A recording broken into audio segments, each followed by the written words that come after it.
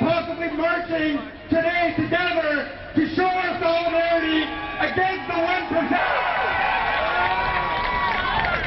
The Occupy protest movement came to Canada on Saturday when simultaneous events were held right across the country from Halifax to Victoria. Here in Vancouver, about 5,000 people jammed in the front of the Vancouver Art Gallery to hear speakers talk about everything from corporate greed to the mismanagement of banks to the destruction of the environment. Organizers of this loosely held event say that fundamental changes are needed in political, economic and social infrastructure for things to get better in future.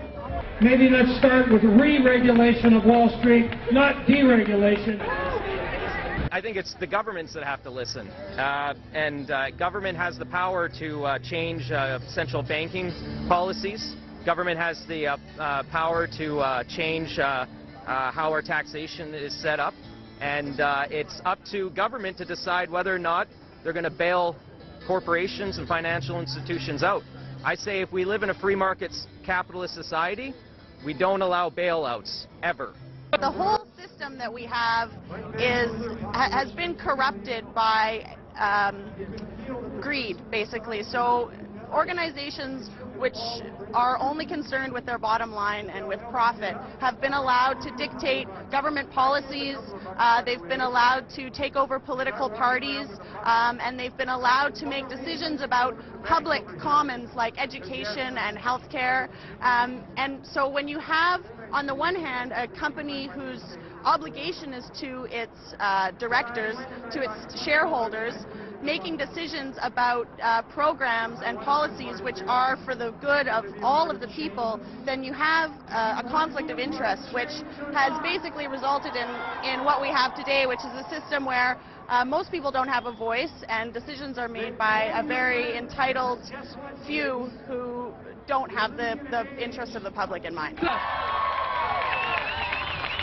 The Occupy movement that started September 17 in New York City with Occupy Wall Street has its origins in Vancouver, as it was local magazine Adbusters that put out the original call via Twitter to Occupy Wall Street. So far, the Occupy movement has spread to about 71 different countries and regions.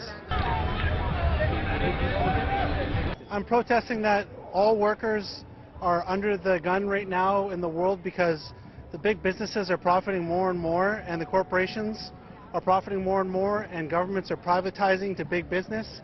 People are losing out on things that we paid for early on in the beginning with our tax dollars, and I think it's time that the people, the 99%, speak out and say we're here to occupy Vancouver and let everybody else, the 1%, and let all the other 99% to come on down and speak their mind. Can anyone afford the seniors? No! No, we can't. Global capitalism creates so many different problems of inequality and injustice and environmental degradation that it's not surprising that there's no one single answer. But I think that that is emerging, and I think there's a lot of common ground that people would already share, like a more fair and progressive tax system, more public investment in infrastructure, the creation of jobs that would reduce youth unemployment, and a switch to sustainable energy and technology. I think all those things would be supported by pretty much everybody here. I think it's really hard for this whole movement, worldwide movement, to be ignored, and that's the best part about it. And one of the things I really like about it is that it doesn't try to ascribe any particular solutions right now. Just get everybody together and say what's happening right now doesn't work, we need to fix it.